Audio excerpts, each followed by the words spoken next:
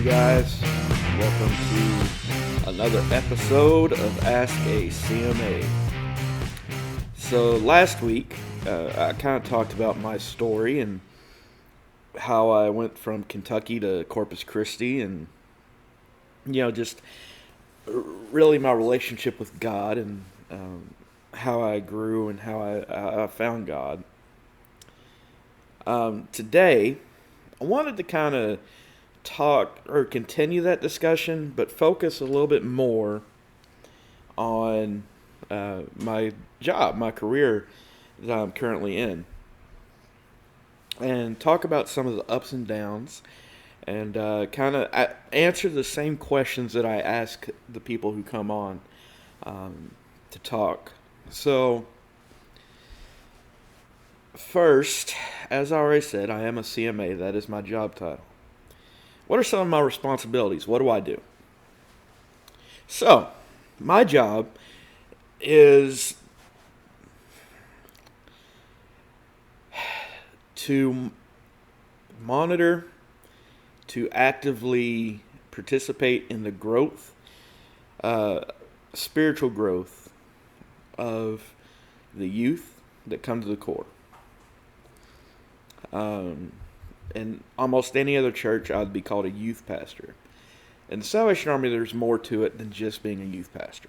That is my main responsibility. My main job is to oversee, to actively participate in the spiritual growth of the youth. Is also to be involved with outreach, to reach out to people in the community, to try to help them with their spiritual growth as well.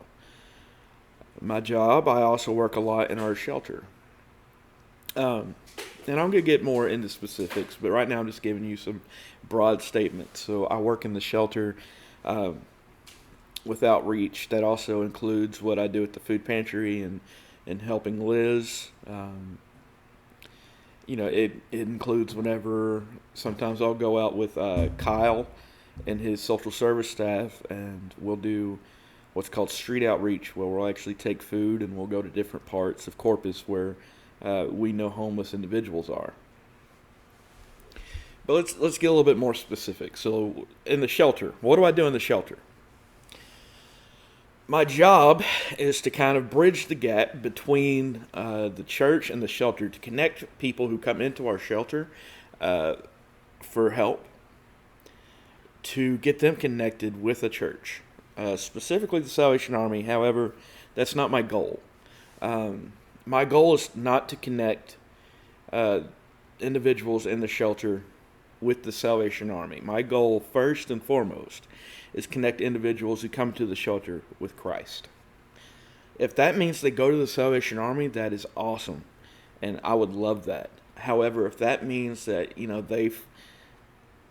they found God and they feel God's presence more at another church, that is fantastic.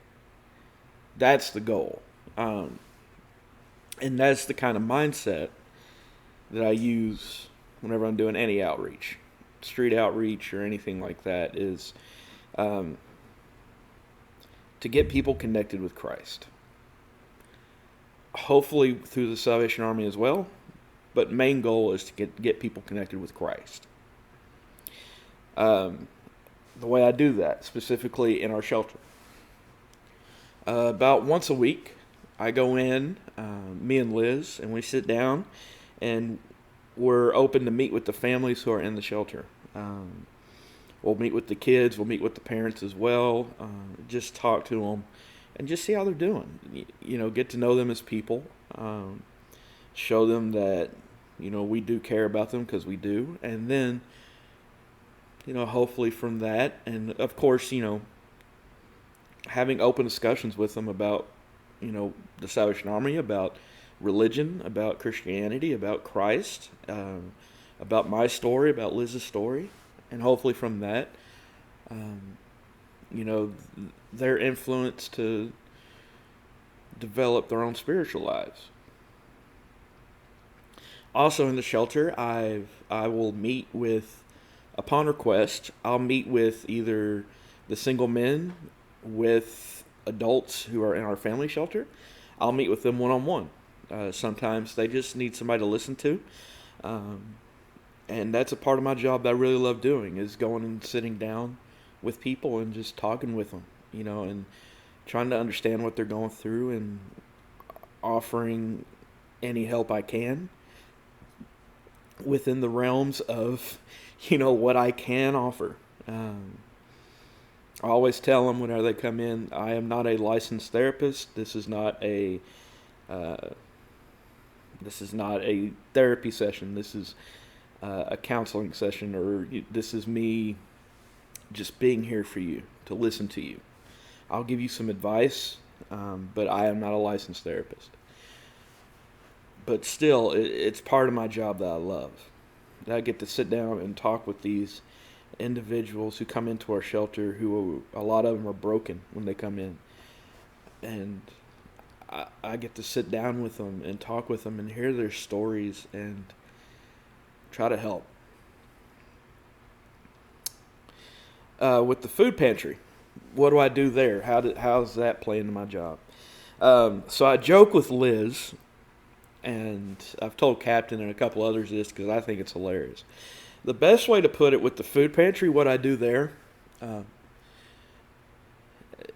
is there's two sides of it. My main job is to help Liz coordinate and prepare for the actual giveaway. So in 2 days, which is how long our food pantry lasts, it lasts the first Tuesday and Wednesday of the month from 8:30 to 1. We've been averaging about 1,500 individuals that we serve through that. My job is to help Liz make sure that we're prepared. Also with that, my job, and this is the analogy or the funny part, I think, is I compare it to Liz is a farmer, and I am the dog that herds the sheep and the cows. That's kind of my job. My job, I facilitate what Liz says. And that's no disrespect to anybody. I'm not calling anybody a sheep or a cow. That's not what I'm saying. What I'm saying, though, is that it's that kind of relationship. Liz is the main person of the food pantry. My job is to help her. The best way I can help her is just to facilitate what needs to happen. So whenever we have volunteers or employees that come and help us pack bags, I head them up, and I under Liz's management, and I kind of make sure that we're getting everything prepared the way we need to. That way Liz can focus on the bigger picture, and I take care of the smaller details. How does that help with outreach, though? How does that help with my actual job of bringing people to Christ, or showing people who Christ is? It's along the same lines whenever we do street outreach.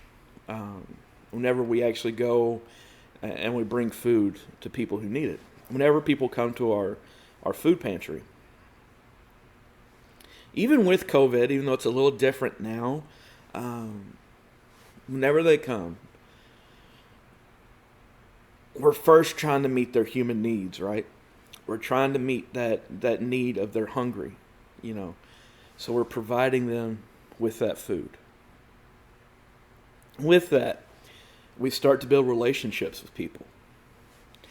People start to come back more and more. They understand that we're there to help them, that, we want to help. And I start to build relationships.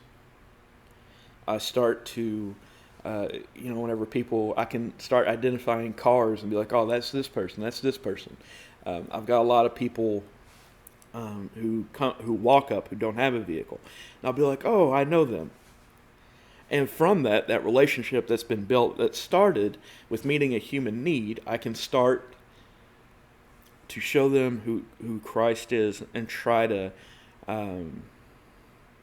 I wouldn't say me bring them to Christ, because that's not how it works. You have to bring yourself to Christ.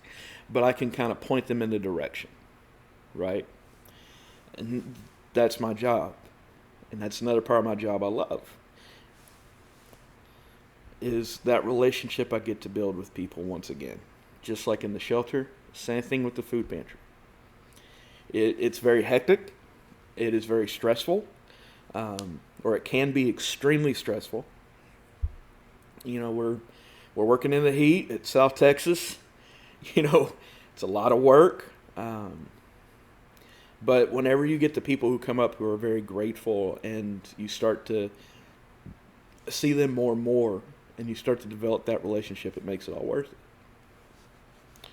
That's the specifics of kind of my outreach as far as the shelter and food pantry go. Now let's go back a little bit more.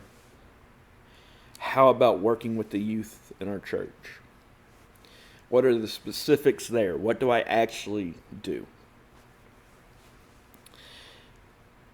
Once again, starting broad and working our way down. I help plan and run any and all programs involving youth. That's the broad statement. What does that mean? How does that help meet the goal of showing people who Christ is and helping them find Christ? We'll start with our Wednesday night programs. So Wednesday night programs, before COVID, and hopefully whenever everything kind of goes back, what we would do on Wednesday nights is it was open for school age children, so from ages 6 to 18. Now, if you were over 18, you could still come, but we're gonna give you a little bit more responsibility as far as, all right, well, we're gonna need you to help out with food, or maybe you're gonna sit in with a class to kind of help out. But you're still going to get ministered to, and I'll talk about that in a little bit. But on Wednesday night, ages 6 to 18, my specific jobs that I do is it's usually me or Liz who does the Bible lesson with the kids. We also provide dinner with the kids, or for the kids. One thing you'll find with the Salvation Army is you go to any meeting, there will be food. I'm a big dude, and I blame the Salvation Army for part of that. Just kidding. Not really kidding. It's very true. But the reason why we do that is because a lot of our kids come from our shelter. And even though they get food there, we make sure they get 3 meals a day, hot meals, who the kitchen staff do a very good job. We also know that they don't have the option of just being able to go out of the room and to the kitchen and get something to eat like you and me can at any time during the day. So we want to make sure they're getting fed. We have kids who come from our community who maybe their family's struggling right now. And we want to make sure that those kids aren't going hungry. We want to make sure that they have a place they can come and they can eat to fill that need. I don't know if you've ever been truly hungry, truly starving. I can say I haven't, and I've been very blessed.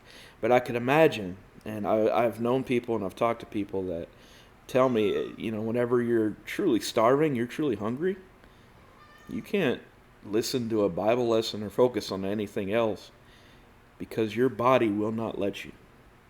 You need to be fed. So we do that for our kids, make sure that they're fed. We then do our Bible lessons. Like I said, me and Liz will either run it. If it's my turn, I'll lead it, try to make sure the kids are understanding it. I'll play a game with them, or I'll have a bag of candy as a reward if they can answer certain questions, just to get their minds working, right? If Liz is running it, then my job is just to make sure that all the kids are where they're supposed to be. We have an adult at every table with a group of kids. Make sure that there's no behavior problems, anything like that. After Bible lesson, then we split up. We go to 3 different classes right now. We have the boys who come with me, and then we have Sunbeams and Girl Guards. That is our girls' groups, and it's split up by age. I think Girl Guards is for 13 and up. Sunbeams is for 12 and under, even though I think it might be 12 and up for Girl Guards. Yeah, it's hard to keep track of all those numbers. And we have some very good volunteers who teach those classes, the Sunbeams and the Girl Guards. Miss Linda Butler teaches our Sunbeams, and Miss Sarah Kelly teaches our Girl Guards. During those classes, the girls will talk about different topics. Usually we'll have what's called a badge, kind of like the Boy Scouts or Girl Scouts. That will work on from anywhere from 4 to 6 weeks, around in there. Some of them are a little bit longer, some of them are a little bit shorter. But it's usually about a month. We focus 4 weeks on a badge. And they do a lot of really cool things. I know in the Sunbeams one time they were working on a planting badge. And they actually grew their own plants, and those girls loved it. They worked on a baking badge, and once again, they got to eat, so they were really happy. The Girl Guards, Miss Sarah does a fantastic, wonderful job with our teen girls. And they do a lot of different things. They've talked about languages. They've talked about different cultures. They've studied, sign language. They've done a bunch of different things, and she's very awesome at it. I have the boys, all ages, 6 to 18, that range. And it's the same thing where we talk about badges. We work on a topic for 4 weeks. Every single topic we do, though, it can be anything from Bible history, specifically focusing on people in the Bible, to, I think the last badge we did, we worked on film. So each week we came in and we watched different movies, and we talked about the different genres of movies and what's the point they're trying to do. And, it was really cool. And we were actually planning on making our own movie, but stuff hit. So we weren't able to do it. Hopefully, whenever we get back, that's my first priority with them, is to get that movie made. But from those lessons, even though it may not be directly related in surface level to the Bible or to God, we make sure that we include God in those topics. And each week we do that, man. I really miss my kids.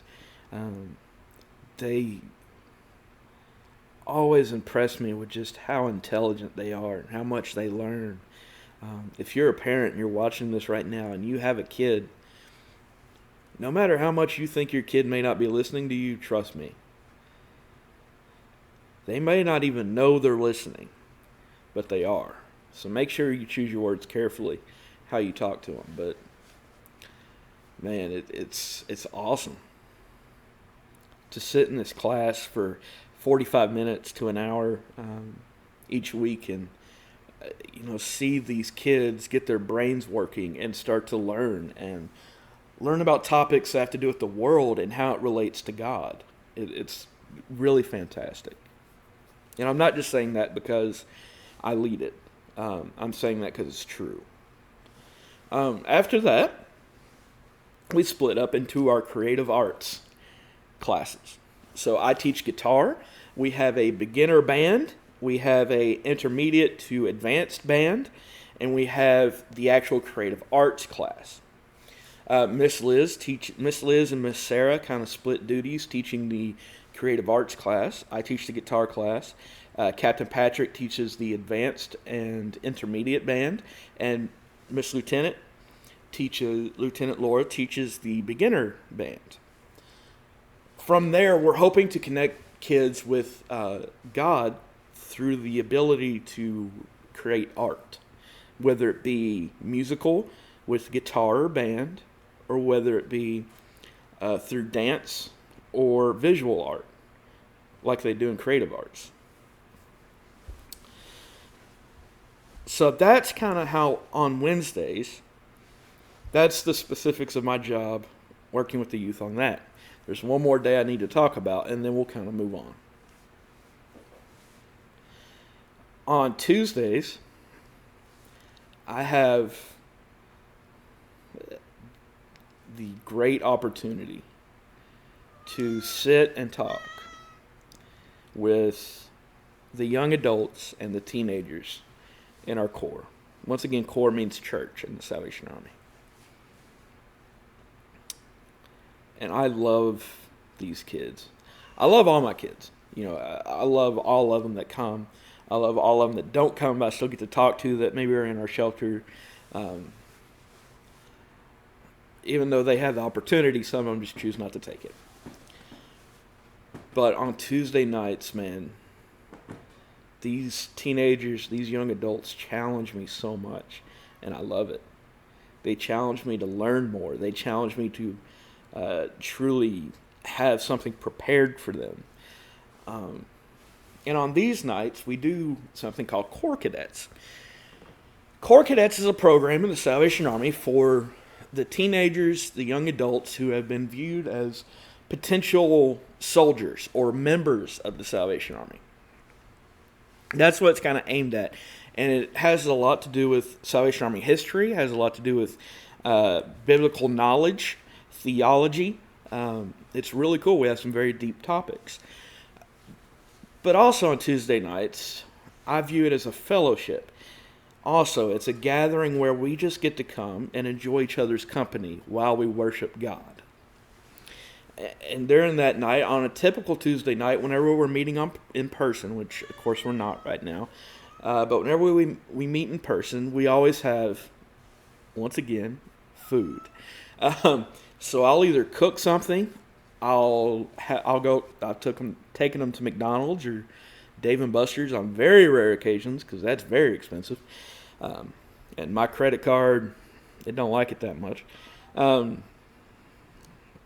But once again, we want to make sure they're fed. Then we move into our lesson, which is anywhere from 30 to 45 minutes, where we talk about a specific topic. For instance, this last week, we talked about change. How do we, if we see something we want to see change, no matter how big or how small, how do we go about it? But we talk about everything.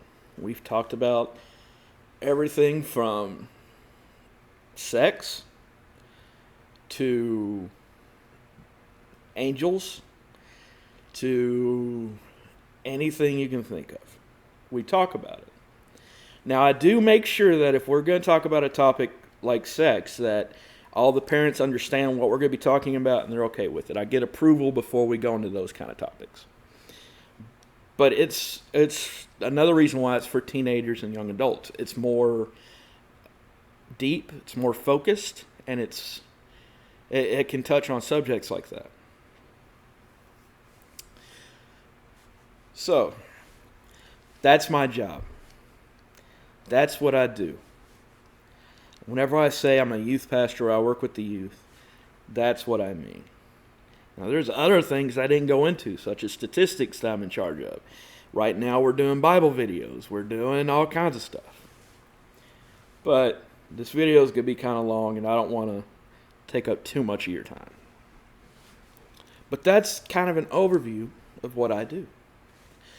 Now, the questions that I like to ask to end the interviews with the people I talk to are the same questions I'm going to ask myself.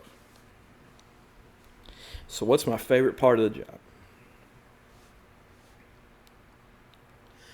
My favorite part of the job is meeting somebody, building a relationship with them, and seeing them grow. There's no better feeling than that to me.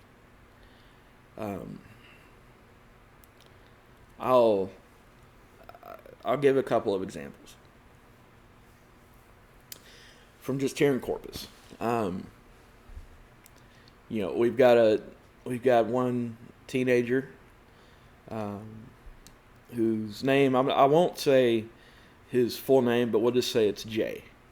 All right. Jay, whenever I first came, was super quiet and didn't talk to me that much. I could tell he was kind of trying to figure me out.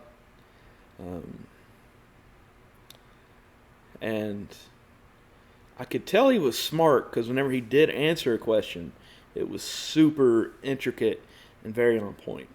But he didn't really interact with me that much. He didn't, I hadn't built that relationship with him yet.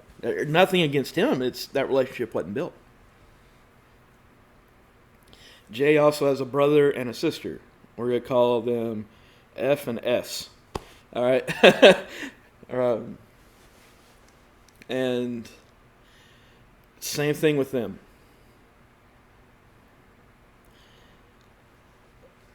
But as I kind of continued to develop those relationships with them, got to know them more and more, man, to see the growth, especially in Jay, is amazing. I mean, I call him a kid, which he is. He's not an adult yet. He's technically a kid, even though he'd hate me calling him that. Super intelligent, so smart, but even more than that, truly has a heart for helping people and has a heart for God. He's amazing. And his sister and his brother have just as big of a heart. And if they watch this, I love you all. And Jay's not my favorite. I love you all equally. Actually, my favorite between the three of you all kind of changes depending on the day. But I love you all, man. It's just, Jay comes all the time. Sometimes y'all, it's a struggle to get you to come. You know that. But I still love them. They're awesome. I could go on about especially the teenage group we have here. They're amazing. And I want to start naming names, but I won't do it. That's my favorite part of the job, though, is building a relationship with somebody and seeing them grow. Least favorite part of the job.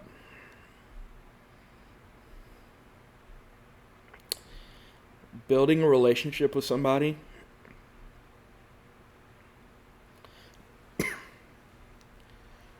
and seeing them stay stagnant or seeing them move backwards. It's very heartbreaking. And there's a lot of factors in that. One of the least favorite parts of my job, too, that it plays into that is, unfortunately, in this line of work, you get to see the best of people and you see the worst of people. I've dealt with situations that give me nightmares, honestly, that hurt, but it's the sacrifice of the job. And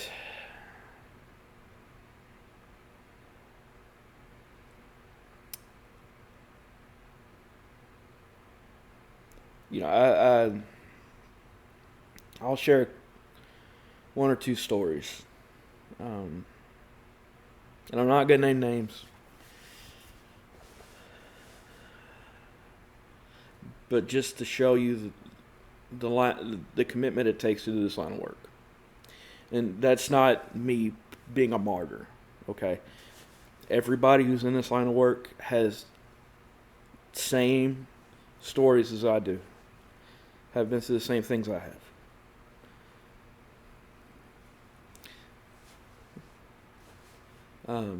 Not here in Corpus, that's all I'll say. But one time I was picking up for a youth night, and I pulled up,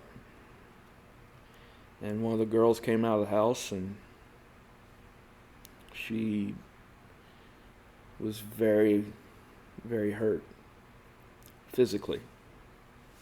I could see bruises, swelling, bleeding on her face. And next day to find out it was her dad.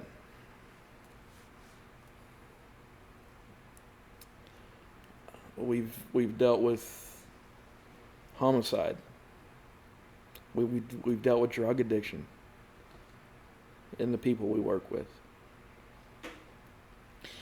And my least favorite part of my job is dealing with that, especially whenever somebody was making progress and then something happens. And in some cases, understandably so, they fall back. It's heartbreaking. However, the upside of this choice of career, though, I'm not going to tell you what I get paid, but there's a lot of jobs I could do I can make more money at. You don't come into this line of work expecting them to get rich. There's a lot of other jobs I could do that wouldn't give me nearly the amount of stress I have. There's a lot of other jobs I could do that wouldn't give me nightmares sometimes. But there's no other job I could do that I've been able to find that can also make me as fulfilled as I am when I build a relationship with somebody and I see that progress and I see them understand and I see them find Christ. As much as there are things in this job that weigh me down sometimes, that I let weigh me down, that keep me up at night, there's way more that keep me going.